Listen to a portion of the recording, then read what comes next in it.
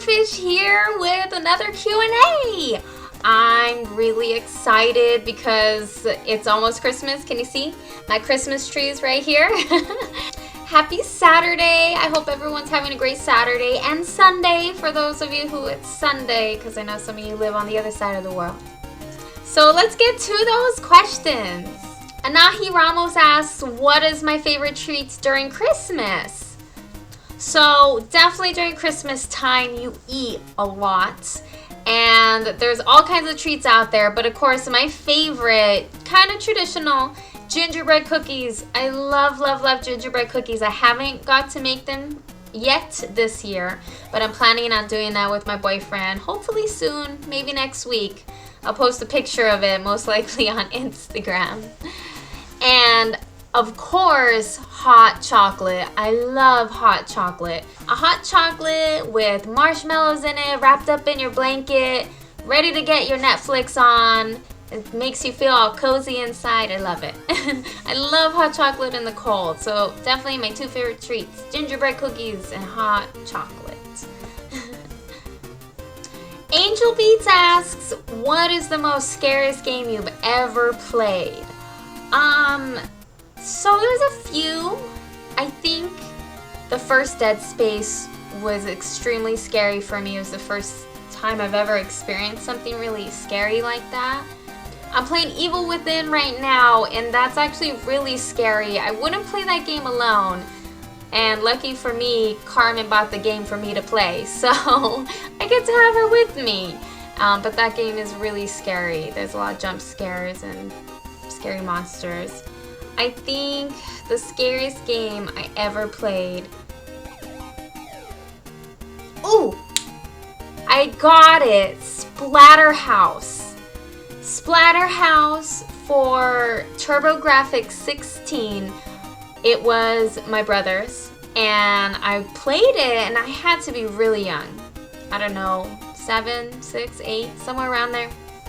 And my mom would yell at my brother because he would say, I'm gonna get nightmares, and she would yell at me, you're gonna get nightmares. I'd be like, no, I want to watch him play the game, and I want to play it, and I would be scared. I think when I was younger, games were much more scarier for me. And Splatterhouse is really scary. Go back and play it. It's still scary. I have it downloaded on my Wii, and the music is just woo.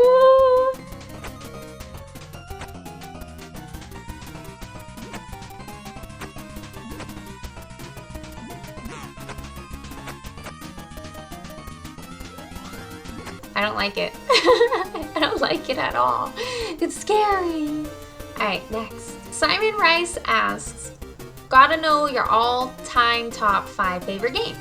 So I actually have sort of a top 10. I actually have it listed on my YouTube About page if you want to check it out for the entire top 10, but I will tell you what is my top 5.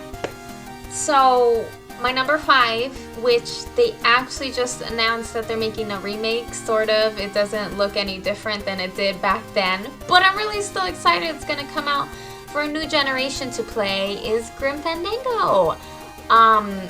My brother was really big into computer games when I was a kid, so I said earlier in a different video that it was my brother who got me into gaming, and I played a lot of computer games back in the day when I was young, and Grim Fandango came out and it was amazing. I loved it. I didn't beat it until I was older actually, and replayed it and couldn't get through it. I couldn't get through it as a kid, but it's a really great game.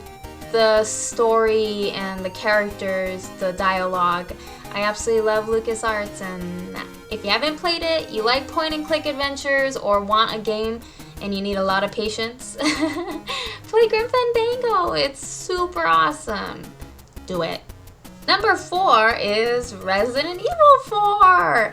It's my favorite Resident Evil because I think it was... I never got into Resident Evil because I didn't have PlayStation back in the day, and we never got those games. So a lot of my childhood is the games that, you know, they bought me or my brother played and I got to play, and it just kind of never came around until the Resident Evil 1 remake on GameCube. I played that one and I really liked it. And then for Resident Evil 4, I feel like they just blew it out of the water. I just loved everything that you could do in it. There was so much to do in it. I feel like it was this huge world. I absolutely loved it. And come on, Leon Kennedy. Who cannot love that face?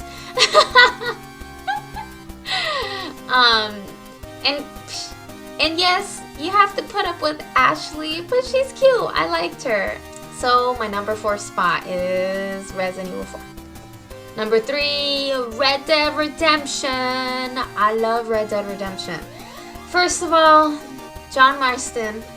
And second, if you need to play this game, everyone has to play this game. This game's amazing, and I know I've been saying I'm gonna play it. I've just been slowly getting there. I'm gonna get there, don't worry. I'm gonna get there.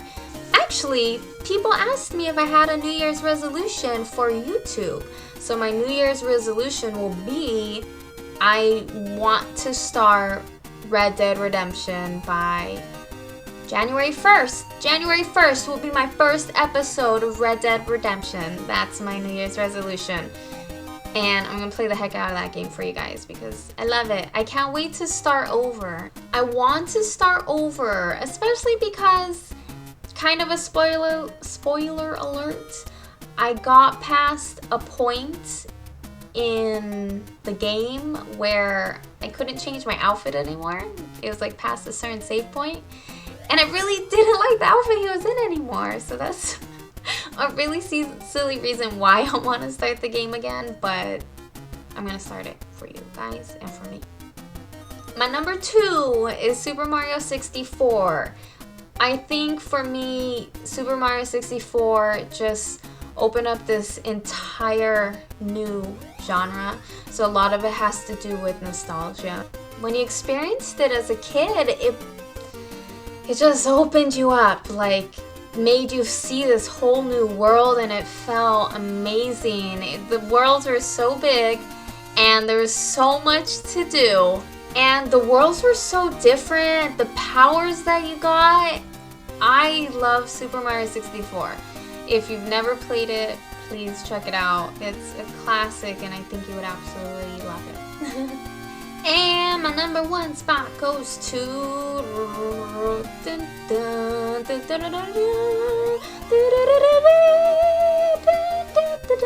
Alright, enough of that. It's Legend of Zelda. 2 of them, they share the title of the number 1 spot because I will not choose between the 2 because they're very different.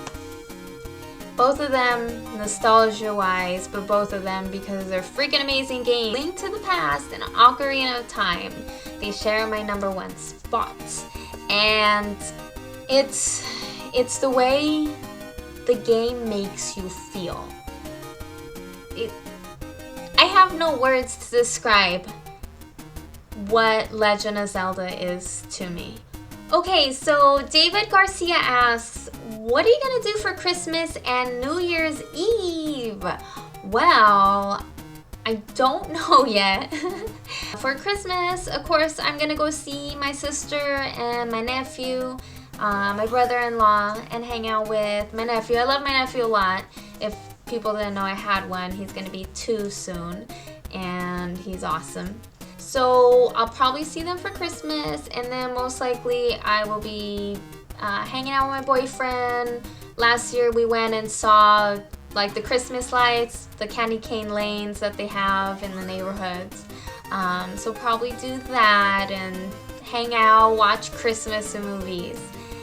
For New Year's, all I'm hoping is that I get to dance. That's all I want. Get to dance, kiss my boyfriend at midnight, and I'm happy.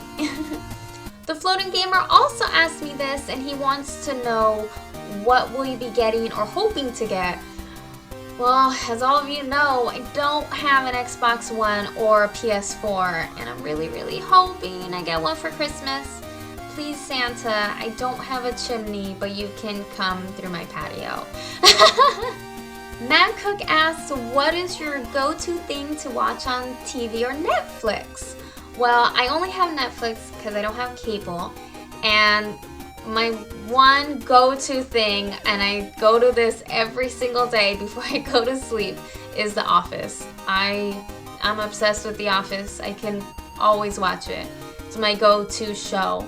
King of the Hill is too, but they don't have it on Netflix anymore, and I'm too lazy to put in the DVDs and change them. Okay, so it's time for the shoutouts, which I'm gonna put my glasses on for so I don't have to be squinting so hard. Shoutouts! Alright, in no particular order. Mark Aguilar, Rydell Nez, Lunar Nights, THC Mike 65, Jesse Torres, Wesley Zootwheel, Vistini Mew, Oswald Block, I Am Leah or Duvernays, Brett Richardson, Angel Beasts, Kyle Thompson, Alexis Sanchez, Timoteo Ramirez, Notch Gaming, Simon Rice, Francisco Gamino, Haiti Cookie, Hernan Castillo, Serena Walker, Prime Medby, Swift's Cruz, Emiliano Salazar, Yesenia Morales, Justin Garcia, Raul, Shakir Williams, Captain Chaos, Daniel Cervantes, Chad Chaik, Twisted, Tanya Hagel, which that's one of my best friends, Jennifer Estaya, Business AK-47, Jesus Medina, AJ Flores, Gerardo Ruiz, The Epic Drew, Jonathan Medina, Killer Gerbil Gaming, Yesenia Morales, Connor D, Oscar Ariano, Herman Fanas, Phoenix Cook, Fergus Carey, Jarrett Orange, Miguel C, Jack Cuse or Christopher Cervantes, and Insane Havoc. Well, I hope you guys enjoyed this Q&A. Thanks for all the questions, everyone that wanted a shout out. I hope you guys have a great rest of the new year and happy holidays. I'll talk to you guys later. Bye!